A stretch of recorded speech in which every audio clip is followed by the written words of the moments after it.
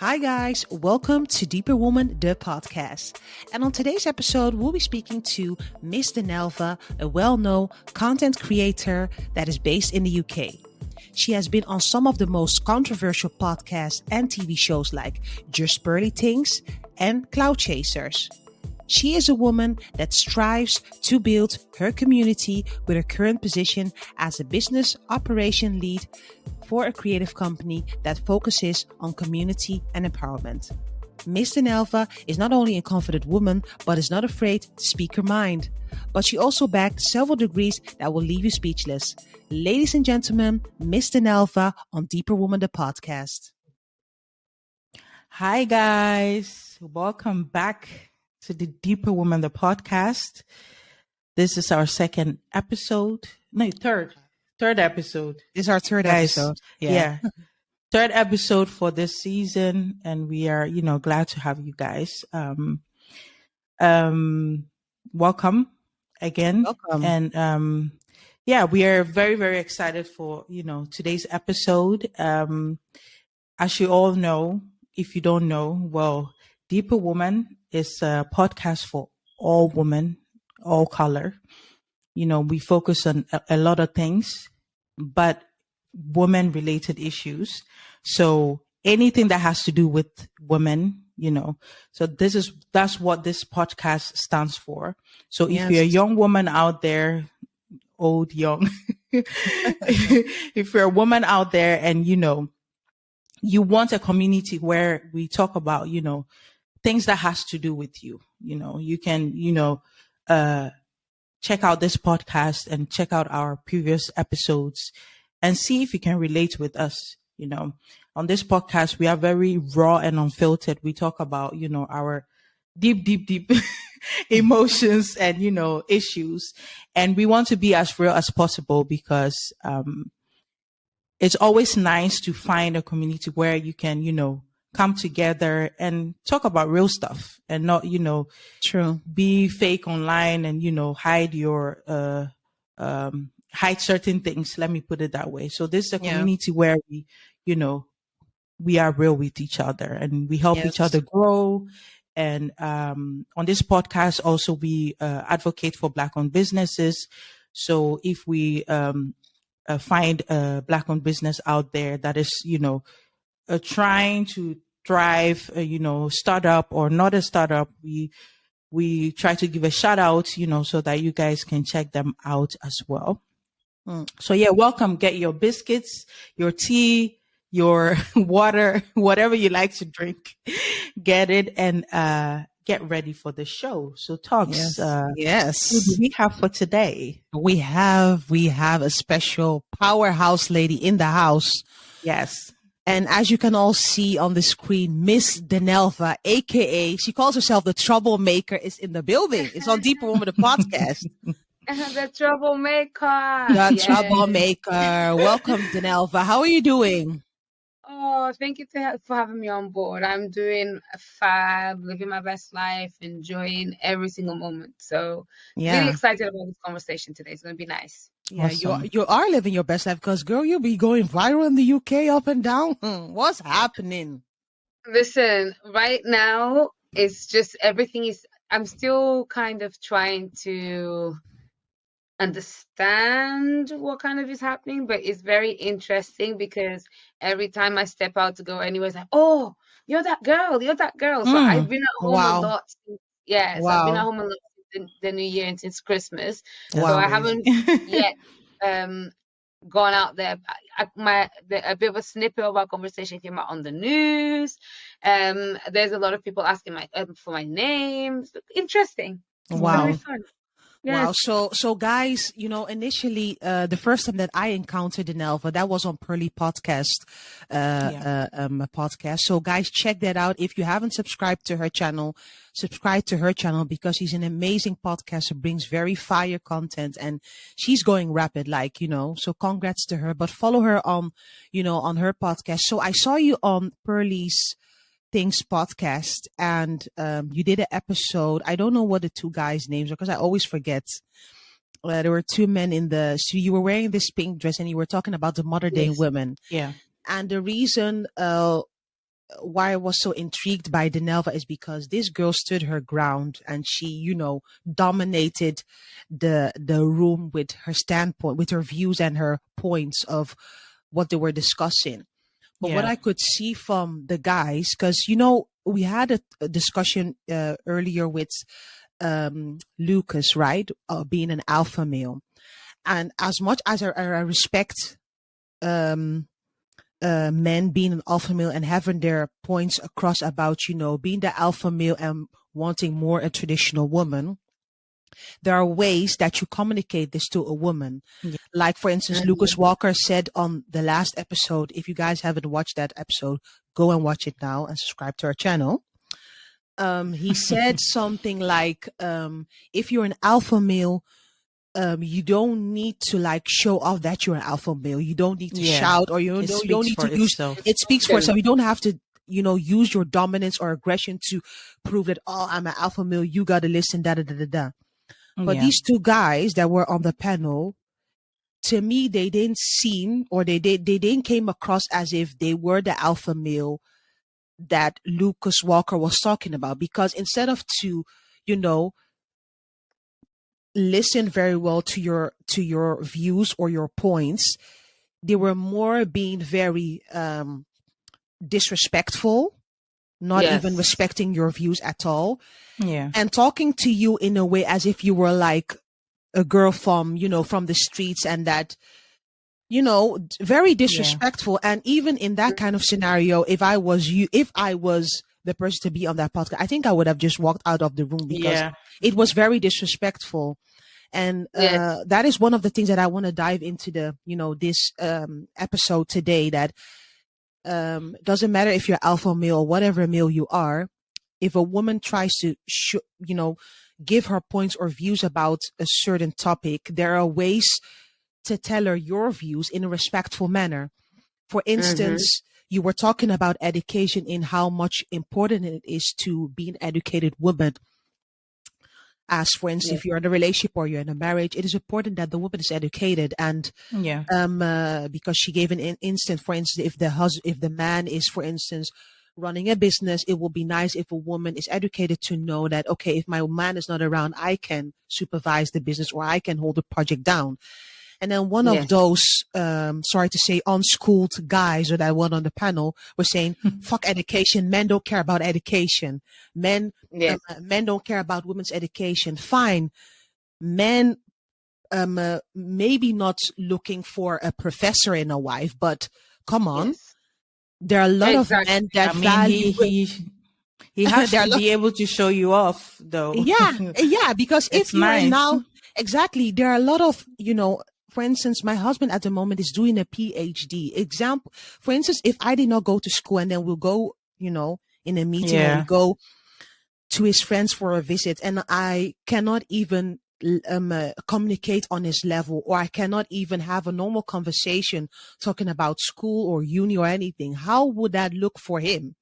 And men, they would like to show off their woman. So if you are showing, so actually what the guy was saying is that he likes a dumb girl. That is basically what the guy was saying. And he was saying more dumb stuff like, do you think you're beautiful just because you have makeup on? Girls will be feeling themselves and all those kind of stuff. Listen, my G, if you go to the barber shop and you get a fresh haircut, what does that do for you? Do you want to tell me that you'll be hiding yourself? Like, come on. Be like, I'm fresh and clean. Like, it's a normal thing for everyone. Like, if you do your makeup, you do your hair, you get a fresh haircut, you get new clothes on, you'll be feeling yourself, duh. Of course. So, but I think also, like, you watched the episode, right? You watched the episode, Abnato? Yeah. The two guys, one was really young. Was that episode? Yeah, right? That is the guy I'm talking about, not the other guy. He has a childlike mindset, and you just could see it. And I was like, why are you talking for men? You're just a child. You're not, so it was a bit weird to me that he was really like, for his age mate, he's not looking for anything serious right now. He's at that place where he just wants to, have fun, basically. So from the way he was speaking, I was like, why are you speaking for men? Because you are not a man yet, you know. No. No, he's so not. Yeah, it was. And I also felt like there was this kind of like peer pressure, kind of like, you know, when someone says something and then it's like, yeah, I agree. So then they all kind of like, you know, and then you are the only one who doesn't agree. So then when it's like the multiple people agree, then it's like, yeah, you know, they'll be hyping each other up. Yeah, it was crazy. I was mad watching. I was so pissed. I was set up and like, Dinalva has to come on this podcast by fire because I can't even understand how someone can be just, you know, relaxed hearing all those bull crap, especially that guy. Like, imagine a man saying he doesn't care if his woman is educated. Hello, in this 2023. And that's the problem. There's some men who do not care, and they want you to be under them. You know, you being that wife that, you know, you don't know anything. You don't know anything. Some men like that. So how did you feel, Dinalva, when after watching that show, or like, you know, just looking back at that episode particular, how did you feel and what were your thoughts? Like, because I know you will be going home thinking that what the fuck? Can I say this on YouTube? You can. What the bleep? So essentially, do you know what? I have so many different techniques that help me understand the people that I'm speaking with. You know, I'm a very educated woman, number one. That alone gives me a lot of confidence in how I speak, because I've been trained to write essays, or to at least plan essays and have a conclusion within a matter of minutes, because, you know, I've just been doing it for a long time. So I'm always comfortable to have any sort of discussion. Ask me anything about anything, and I'll give you an educated response based on, you know, facts I already know. Then there's also the fact that I am a teacher, and through being a teacher, I am also able to analyze very quickly what people's level of intellect is. Because So, and I'm telling you, sisters, most of these people there, they would not pass my classes. So whenever they're speaking and they're talking and they're swearing, especially when people are swearing in those sort of environments, if somebody is swearing as well, a lot of the time it shows that they don't have awareness of, you know, their surroundings and how to adapt their mannerisms and how to adapt their eloquence to that setting. So that's why I always stand out, because I know what I'm doing. For me, that there is professional. I don't sit there to just have a conversation with people that on a normal day I wouldn't sit with. Do you know what I mean? So I'm there to have a conversation. And I went there the first time actually because the bald guy, Sarah, I saw a video where he said women shouldn't run societies because women are emotional. And I thought to myself, what is that? Because my best friends, all of us, I believe, we have very good traits to run society. In fact, even me, I studied politics all my life. Why? For a reason. So when I heard that, I didn't think that was fair. So I went on the show. And when they attacked me, I kind of already had expectations of that, because I am used, because my image itself alone is a reason why people will not believe what I'm saying, why people believe that I'm not qualified to even speak, because you must just be either, you know, one of those typical girls that, you know, with sleeps around, or that is just vain. But no, I'm vain and I'm smart, and they hate it.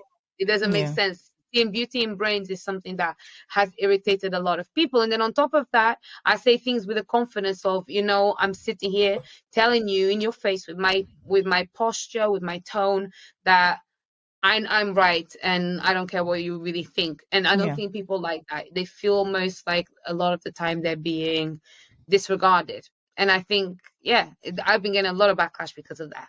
They hate to love me. They love to hate me. But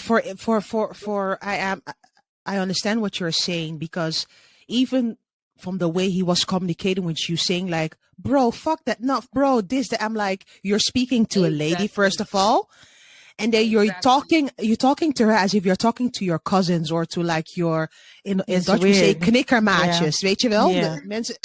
People that you're playing that you're, you know, people that you're playing your friends with. And for me, it was very disrespectful. And they were also talking about like your, you know, your past trauma. And I find it very actually inspiring if someone can use his trauma experience to educate other people and to bring awareness. And I felt like anytime you talked about your trauma or your experience, it was disregarded, and we're like, oh, you're not over your trauma yet. Like, are you dumb? Yes. If you go what if I'm not? What if I'm not? What but is that's the not problem? even but that's not even the case. Even if you go to like this AA meetings whereby you talk about your experience to overcome or to inspire other people, you know, if you're a drug addict or you have alcohol problems, does that also mean that those people that are like sober for 10 or 15 years but still talk about it as a teacher, or, you know, educate other people about their trauma, that they are not over their addiction yet? Like, it's common sense. Like, the guy was really looking dumb. I hope that you're looking at this. Yes. And that you will write some notes, because that is not. Yeah, I think that, again, like I said, my image and the way that I speak, because again, I'm a very objective and logical person. Everything that I say is an analysis that I've made based on facts, intellect, and personal academic and professional experience. I look at everything from a very rounded sort of perspective. And I think that sometimes when you're sitting around people like, you know, not just him, just a lot of different people, especially on those shows, when you're speaking with kind of like a disconnect from emotions, people think that, you must be saying this because there must be an ulterior motive, because who can sit down and speak about a trauma so comfortably, so calmly? But for me, it's just one of those things that I've experienced it, I lived through it. Maybe it hurts here and there, but when I'm sitting on these podcasts, when the camera is in front of me, my purpose is not to feel. My purpose is to educate. My purpose is to tell the words that I wish somebody had told me when I was in that position. Because now, when the things that I say are the things that I wish I had seen. I wish I had seen somebody that had been in my shoes and that came out of it and actually exploded with success, with happiness, with that freedom. And that's why I go on these shows and I speak like that. And they love to hate me, but I also understand. You know what they say? If you don't got haters, you ain't doing it right. So it's true that. True. It's been very fab, actually. True. And again, last thing as well, you know, composure is something that you learn through a lot of pain. People sit there and, you know, and it's good that I like that people start to understand what it means for me to sit there composed when people are saying all of these things, because I've gone through a lot to be able to get to that stage. None of this comes without serious sacrifices and hard work. And I think that's one of the things that people need to understand more about me, that I don't just show up and talk because I know how to talk. Is because I studied, I worked, I've experienced, I've suffered, blood, sweat, and tears. It's all part of the equation, literally. Yeah, we totally agree. I respect that. For me, it was quite an episode, and it got to where a point. And that was the first one. Imagine the first one I showed up on. Yeah, wow. And it got to a point where, like, you had to, like, you know, with the ratings of, you know, I do get where they were coming from, but then the thing is, beauty is very relative. And I mean, I can find myself beautiful and someone will say, no, you ain't it. You ain't it for me, you know? Exactly. So it was a bit, for me, it was weird to kind of like make it a whole that men feel this way, you know, speaking by two people saying that men, you know, and then men, and then making it like, you know, making it like all men feel this way and all men, you know. And I don't know the numbers. I mean, looking at Pearl, she knows that, you know, she'd be mentioning this and 8% this and 90% this and that, you know. And listen, let me just tell you something about the stats, and I always complain. You know, when you go to university and you have to write any coursework or dissertations, whatever piece of work you have to do, anytime you're using statistics, especially, you have to give background, to give the context that makes the statistics be reliable and usable. These are things that they're not doing. And this is also, again, this is why I put myself in these shoes, because I want to be able to stand as somebody that is educated and qualified to speak. Half of these people have got absolutely no academic experience that allows them to formulate thoughts and arguments in a way that is articulate and actually intellectual and educational. So a lot of the time, probably saying things like, oh, 80% of women find only 20% of men attractive. Which 80% of women? Where? Hey, what are their backgrounds? Yeah, What are because the backgrounds? it's very, everybody has something they come with, so you Yes. cannot put, there's definitely some general, like, women are emotional, it's a thing. Women are emotional, but that's just different, Yeah. that's just different. But you cannot put everyone in one box and be like this and this and that, because everyone comes with their own background Exactly. issues, all of that. So the fact that you put yourself there and want to, like, educate people, big ups to you, because I would not have made it through the show, really. And the thing is, Tox and I always say this, like, we are very traditional. We are very traditional when it comes to our African values and morals and all of that. We really stick to that. And, last episode we spoke about, the alpha male position and all of that. And talking about the fact that we are used to that. In our, an African household, you're used to your dad being an alpha male and, all of those stuff. There's no, emotional man and all of that. Yeah. It is what it is, very traditional. But we also lived here. So we know, we are educated, and we know that certain things are not always what it seems. Through education, you learn a lot of things.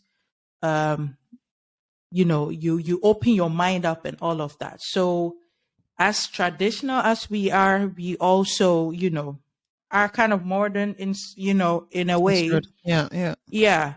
So you're evolved. More than modern, it's evolved, because you retain some of your traditional values, and you've just evolved and leveled up to be able to fit with the times that we live in today. Yeah, correct. A woman is not gonna have a job, and for you to have a good job as a woman, realistically, think about getting education so that you can get a better job, earn more, and you have to give less of your hard work. Less physical work. More experience, so that you get to a point in your career that where you don't have to work as hard anymore, because you become a decision maker. You go up the career ladder. And these are the things that people are trying to act like, oh, but then you're not traditional. Yeah, I am not traditional. I'm evolved, because if I was traditional right now, my husband, bless him, he would suffer, because he would have to maintain a full household in one income. Where these days, in the world that we live in today, that does not happen. A man and the woman. It's hard in these days. It's hard. I don't say hard. Shout out to the men that still do that. If you can, if you are someone like Dangote, for instance, you are loaded. Fine. Yeah, you can sit. The woman can sit her ass down, but then still, the average, man that has a normal paying income, things are getting like if you even go to get groceries, it's expensive. Everything is getting expensive. So to stay at home as a woman and doing nothing, when you have a degree and you have the opportunity to work, just make chance of it, So I think that's very important. Yes, you gotta help you. And that's the thing. I find it very dangerous that there's a lot of men starting to champion this whole idea of women being housewives, and you don't need to be education. Because what people are starting education is needed. You can be a housewife, but the education is needed. It's you cannot needed. tell me, I don't want to be educated. That's why I'm so flabbergasted that the guy said, nobody cares.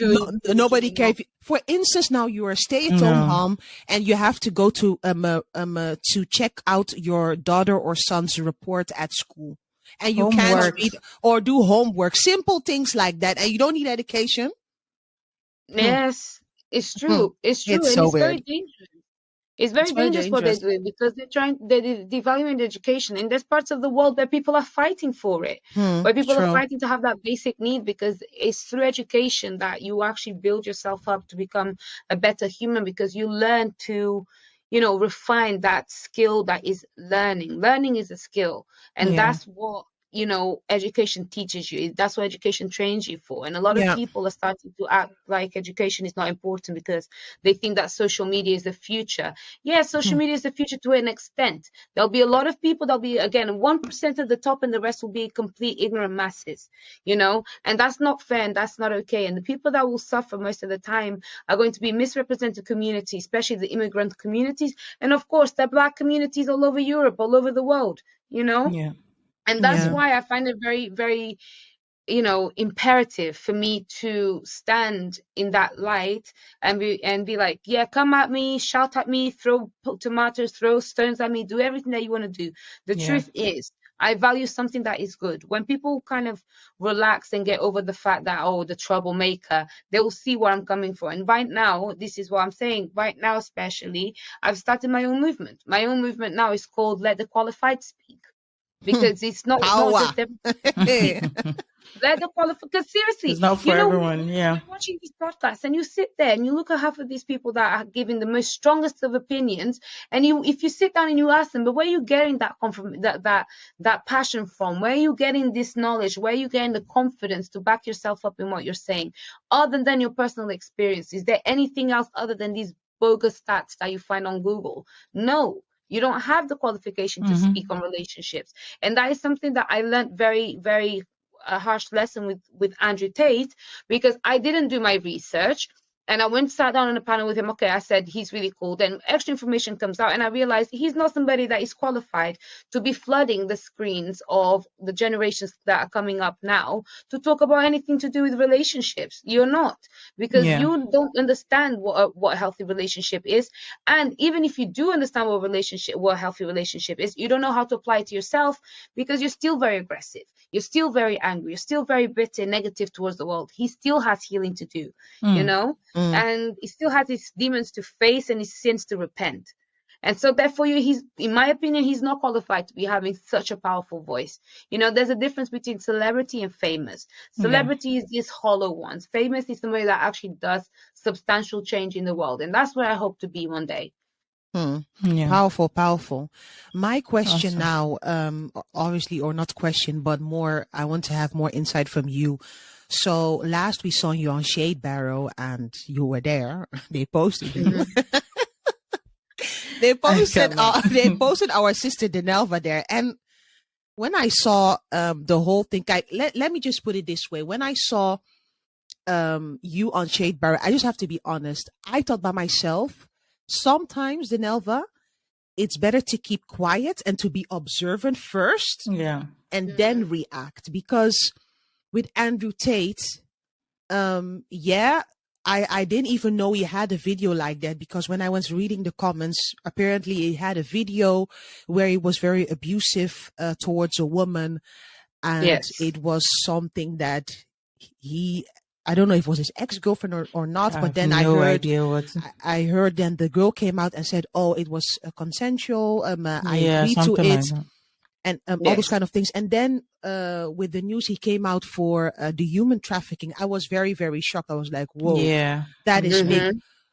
But with Andrew Tate, let's just dissect and remove the parts where he comes with very good analogy and points, because some of the things that he talks about are current today, especially when it comes to, when he talks about, I think there was a video once where he was talking about if he has a child, he wants to raise his child the way he wants to raise it, and he doesn't want society to raise it for him. Things like that. Yeah. I agree with most of the things he says to a certain level. But obviously, as a woman and as a mother, I am against violence. I am against all these beating women. I don't accept those kind of nonsense and bullshit, because if you do that, that's just game over. Yeah. But my main concern is right now is that, don't you think that from the things that he has said, because he has already said that there are some people that are trying to silence him, do you think that this human trafficking allegation has to do with people coming for him or people trying to put him down, because he has been banned already on Twitter for some time now because of the very profound things that he says on social media. And I feel like if we are living in an era where everyone can say what he wants, why is Andrew Tate being shut down? So do you think this is really something from the higher ups that they're trying to shut him down, or do you think it's really true from what you have seen and experienced? Okay, so I'm going to address first the part of, they are trying to get me, the Matrix. I believe that, with great power comes great responsibility. Andrew Tate is one of the most influential people in the world, which means that whatever he says will become a trend or it will turn into a riot or a movement very, very easily. That's the power that certain people have with their influence. Yeah. So I do understand why there was a need for potentially to remove him from social platforms to kind of, contain the sort of influence and that his words would have on other people. Didn't quite work, but at least I understand the motivation behind it. On the other side of things as well, at the same time, Andrew Tate mentions a lot, the Matrix. He talks a lot about they're trying to get me, they. As far as I'm concerned, that's a very easy technique to use to kind of like remove any blame or any issues from yourself. It's, the scapegoat sort of technique, because as much as he talks about the Matrix, I am yet to actually hear him speak anything of true substance and fact regarding this Matrix. Because actually, if he wanted to really talk about the Matrix, instead of just mentioning the Matrix, there's a million stories out there that he can use facts to back up the fact that there's a people in the background pulling strings and being corrupt, and they shouldn't be. Hold on. Let me interrupt you. Sorry that I'm interrupting you. He did give an example with the Balenciaga. With the Balenciaga issue, that he made some profound examples, because I want to give. It's very important on this podcast that we don't condemn people. We give people. I believe then we give people fair and square chances, even in the social media things. Otherwise. Because that's why also the reason why we want to invite you to give you your stance, to speak your truth. But as much as you're now saying that, okay, he didn't give any example, he did give an example and many more. We're talking about Balenciaga, talking about how these brands like Gucci, LV, are into this, in this society of, selling or faking some kind of brands with, with his children, pornography and all those kind of dark things. So there were instances that he made on some of the podcast concerning that. Which is good, but if you think about it, Balenciaga and Gucci, they, as much as they may represent the Matrix, they really do not. The whole idea and the whole concept of Matrix comes from a layer even above that, comes from the layer of where there's that true 1% of people that really genuinely do run the world and make all the decisions that, feed the machine that is our society right now. And I feel like potentially if he really wanted to, stand for some truth and really make any change for the world in a way that is more kind of intention towards humanity, he would have chosen to speak on different things. He would have chosen to elaborate on different things. That's my opinion. But of course he's going to be cancelled because he's an inflammatory character. He's divisive wherever he goes. So that makes a lot of sense in my opinion. Now, in terms of obviously his current case, I don't know. As far as I'm concerned, as much as we want to blame it on the Matrix, there's never any fire without any smoke without fire. Not any fire without smoke, apologies. Because this is the thing.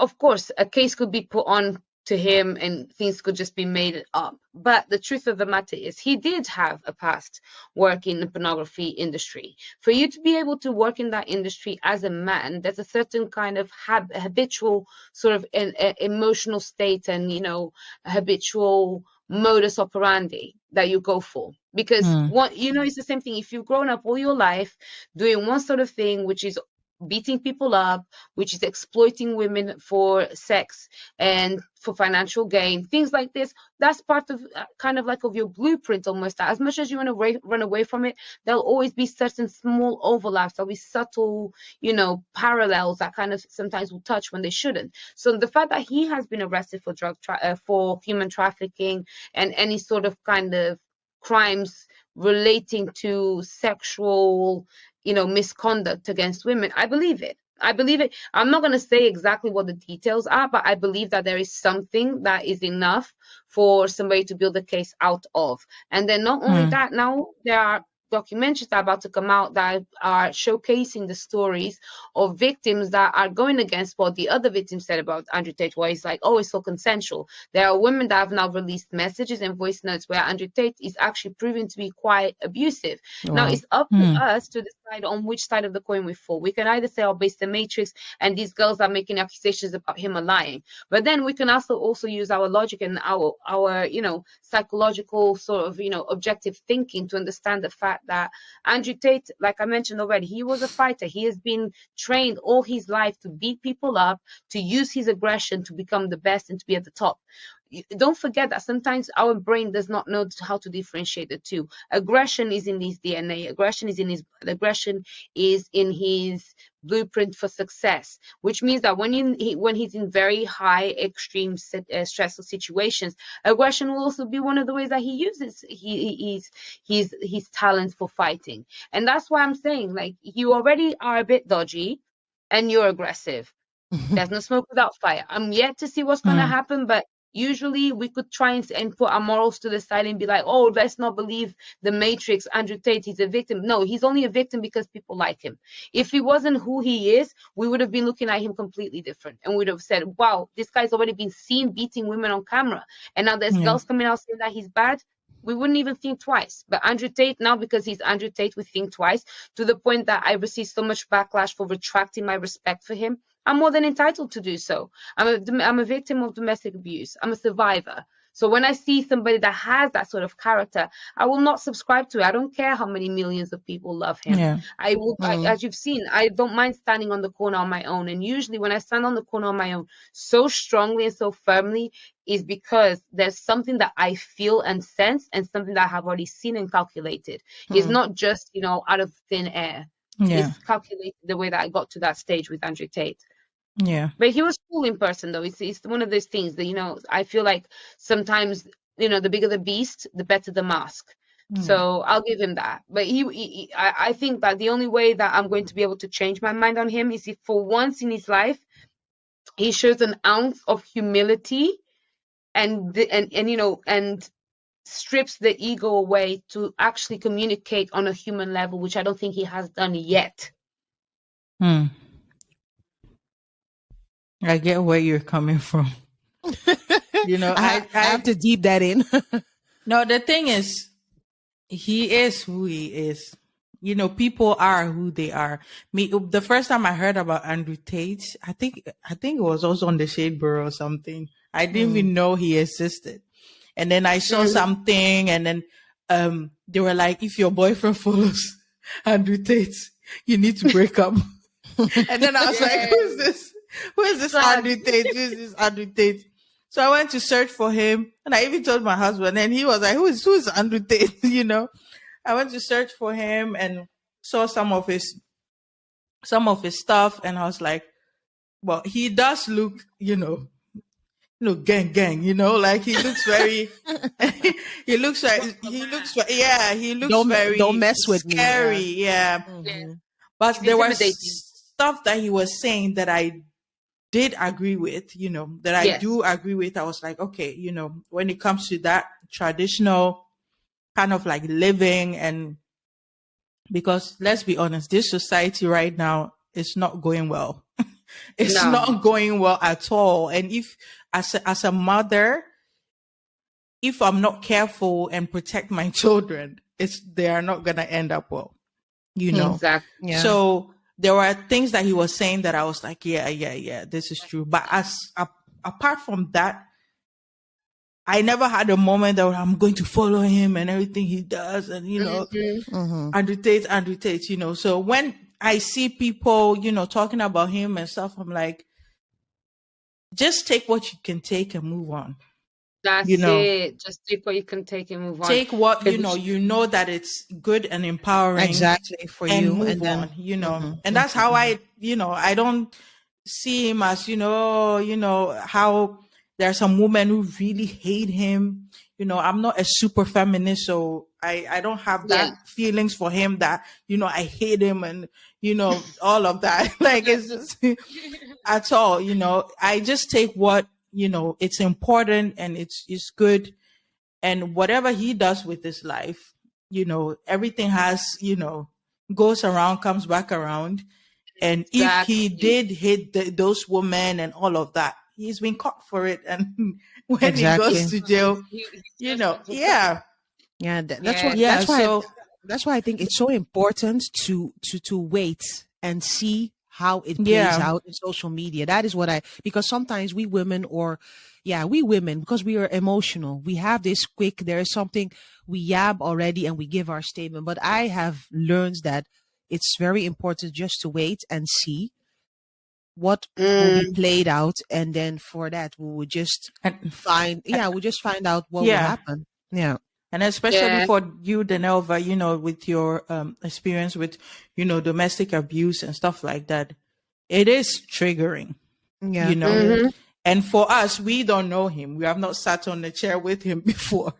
But, you know, you have been in that position and you have, you know, listened to him. And I think it's kind of difficult when you have like actually had a conversation with someone and you have like this, you know, kind of admiration for, you know, how they do their things and, you know, what they're saying and how they're impacting the society. And then this happens and it's like, whoa, you know, it's like, because your visual representation is something that is really important. You're there speaking to inspire, motivate children, you know, young men, young adults, older men, all sorts of people, and a lot of them are impressionable. That's why they're looking for you on the internet, because they're looking for somebody to give them any sort of motivation and guidance. And if that's what you have in your background, then that should be questioned. And I believe very much in, you know, in making sure that the same way a politician can be removed from office if he doesn't uphold,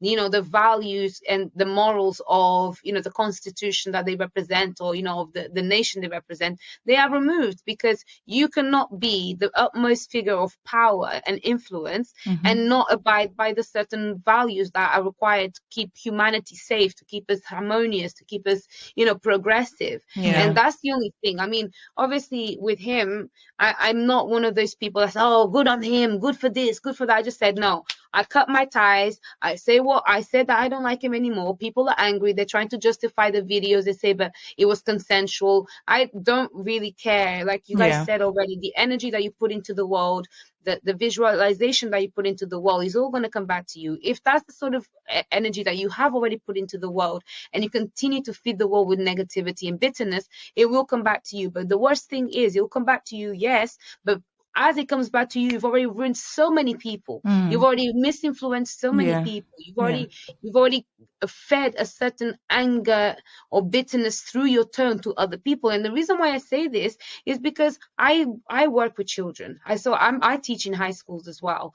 And I have had these conversations, even with my 10-year-old nephew. I asked him, oh, do you want to get married? And he told me, no, I don't want to get married because I'm not here to be paying for two people's rents. That's what my 10-year-old nephew said. Wow. And he was like, oh my God, Auntie, you sat with Andrew Tate. I love Andrew Tate. And this is the kind of rhetoric that he's coming out with. And it's very, very alarming, because these are the children that will grow to be, you know, the leaders of the future. They'll be the generation of the future. Correct. And music doesn't help. Pop culture does not help. It's not great. Over-sexualization of everything does not help. There's a lot of confusion in the world. There's a lot of, you know, abstract thinking and abstract concepts and abstract everything that is making everyone feel confused. The world right now is lost because there's no one telling them like A, B, C, and D, and that's it. Instead, people say, oh, it could be, I don't know. What do you think? To every Tom, Dick, and Harry. That doesn't make sense. It doesn't. It doesn't. Just ruins everything. But, you know, we move. That's why I'm here. I'm there to look for trouble, because it's the battle, you know. You know, I was made to fight this battle, so I don't really mind. It's fun at the same time. It's spicy. Yeah. And, you know, lastly, regarding Andrew Tate, I just feel like, you know, there are a lot of things that, you know, like you said, you know, that human side of him, that humanity and stuff, The first time I listened to anything that he was saying online, I even told my husband this, that you can have valid points, but the way you carry yourself matters as well. Yes. If you are talking is aggressive and all of that, people are not going to listen to what you're saying. They're going to look at your mannerisms and all of that. And I think that's what a lot of women have now. Yes. That against him, like he's toxic masculinity of whatever, and this toxic, and then it's not about the message anymore. It's about how you're carrying yourself. It's exactly. Attack of character. Yeah. And if he could tone down a bit and just bring your message across, but you don't need to. Like, I think it has to do with his past and the fighting and stuff. Aggression. The first time I heard him speak, I was like, if I actually didn't listen to the message, I would have the same thoughts about him, because I was like, whoa, he talks with so much passion, like crazy. Yeah. Wrong with it. But just like Lucas Walker said, you don't need to be as an alpha male. Be all of that. You don't have to be aggressive to pass your message, because a real alpha male can just deliver his message just normal and still be an alpha male. I think that is what some men are very confused with, that I am an alpha male. I have to show this masculinity. Like, I have to show that. Yeah. I am the big boss. I need to smell like testosterone. It's my house. This is my house. It's my sweat. Don't get it.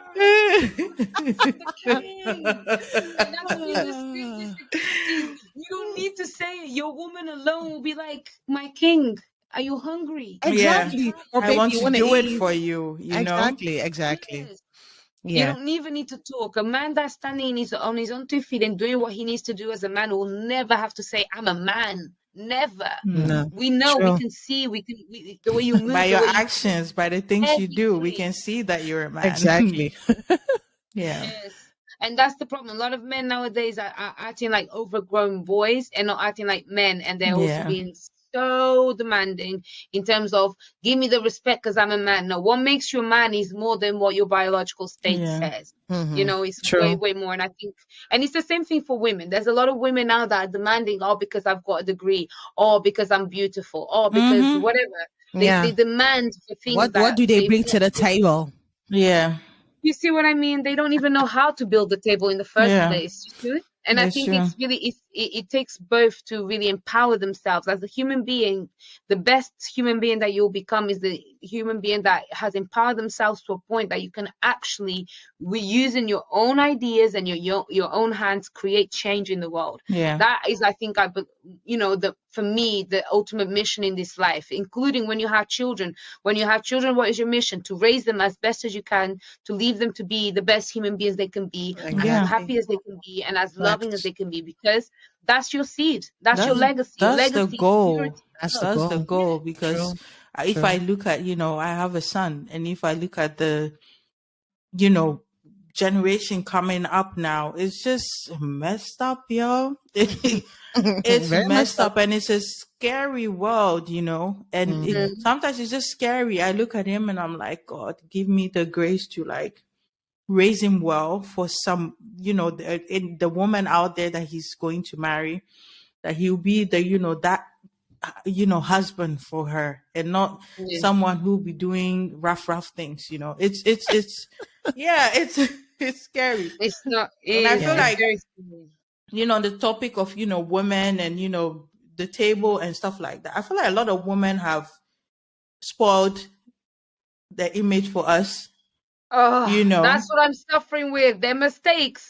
they have spoiled the table. I have to be honest. This is true. The overdoing of the feminist, changing the meaning of being a feminist. Nowadays, it's just anyhow and anything, and women being all. I always say this, I find it difficult. I will find it very difficult to work under a woman. And I've always had that, difficulty, because I feel like the moment women come into power, oh God, there's this, I feel like most women then want to be a man or something. I'm like, you as a woman yourself have so much in you that a man don't have, you know. Mm-hmm. Yes. You know, you were given all these attributes for a purpose, you know, your emotions and all of that, you know. That's why you in a marriage, you have like a balance, you know. He brings something and you bring something. If he needs that emotional side and stuff, he will come to you. If you need that strong, you know, strong and, you know, the strong-headed person, you go to the man. There's a balance, you know. But I feel like nowadays a lot of women are just trying to be a man. They leave their womanhood and it's like, I have to be a man. I have to, you know, I don't need a man. I don't, you know, and it's just, it's just spoiled for us. But I think also the confident woman also is mistaken very much for a feminist. If you're confident as a woman in a modern day society, if you're confident, if you know how to carry yourself, you value yourself, you articulate well, and you're not afraid to speak your mind, you'll be seen as a feminist. And that's around the wrong people. That's around the wrong people. Dinalva is all the time. And I'm like, that's around the wrong man, because a real man will recognize that. Yeah, will appreciate that. Yeah. I know for a fact one thing that my husband appreciates is that, you know, I'm not a timid person, and that, you know, sit down, you sit down. Yes, you sir. Know, yes. Yes, sir. You know, he also wants someone who can think for herself. Exactly. And, you know, of course. there are times to be, you know, submissive, and there are times that he needs your opinion and stuff, and, you know, he needs your help, you know, that you can do that. And you can also be a submissive wife. That you don't need to be. Come on, when he comes home and he just, I don't think he'll be happy. No, that's the thing. Listen, somebody sent me a meme the other day about talking about why are men that are calling themselves lions demanding for women to act like lambs. A lion does not marry a lamb. A lion marries a lioness. A lioness hunts. A lioness protects. Yeah. A lioness actually does more physical work than a lion does, because she also has to be powerful. And it's just the thing I say all the time. Some people forget that your husband is going to be there as long as he's going to be there, because you never know what tomorrow may come. And if you have not empowered yourself and built yourself enough to stand on your own 2 feet, whether you have a husband or not, you are going to struggle when life changes, because you are relying on somebody to do things that you should be doing for yourself. You know, you need to work for yourself, because why would you not? Don't you want things? Yes, you do. Don't you want to be able to have a life, and if anything goes wrong, you can support yourself? Yes. Don't you want to learn how to do the most basic things around the home? Because if a man is not around, you don't have to go out of your way to put yourself in funny situations with other men to fix the problem that you can do yourself. God bless, God bless, God bless, God bless. Yeah. That is a preaching right there. It's very true. It's very true. It's very, very true. It's very true. Dinalva, do you have something for our listeners to round up before we end the podcast session? Because girl, time is flying by and we need to give our listeners a break. We'll definitely invite Dinalva again on the podcast to have a so double mine. Yeah, for sure. I'm excited. So guys, Dinalva, give us one more last advice for our listeners to round up the podcast session. I think the best advice I can give to your listeners is make sure that the people that you are listening to are qualified and reliable to give you the information that you need. If you don't think they are, and even if you think they are, come over to my page. I've just started a brand new page called Let the Qualified Speak. Tell them. So, yes. Go on Instagram and just type Let the Qualified Speak, and you will find that page.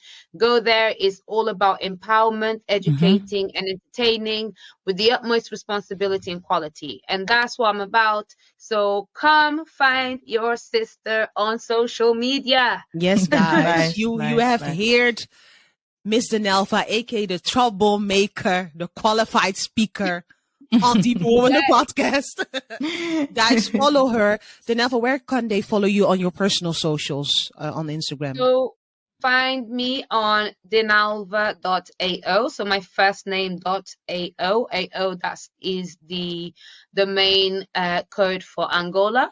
So Dinalva.ao. Come find me. There's a lot of entertaining stuff there. Sure. What you see on the podcast is not what's on my page, because I've got many layers and I'm actually really fun. Yeah. And quite nice and not always looking for trouble. So come find me. Come find me. Come find me. Yeah. Guys, you heard it from Miss Dinalva. Thank you so much for tuning in. Guys, also thank you for listening on today's topic. We are very grateful for your support, for all the love, for all the sharing, liking, and subscribing. Guys, keep on subscribing to our channel. You can find us on IG, on DeeperWoman the Podcast, on IG. If you have any inquiries, you want to be a guest on our show, you can send us an email at DeeperWomanThePodcast@gmail.com. And follow us on Facebook. We have a Facebook group for ladies only for now. And, in this group, we, just empower each other, follow the tribe. And that is also DeeperWoman, the podcast on Facebook group. And then you can join the group and be educated about, the modern day women topics. So guys, thank you so much for tuning in. Next Friday, we're back with another banging, dynamic, vibrant video. So we're logging out. Peace out. Bye. Bye. Bye.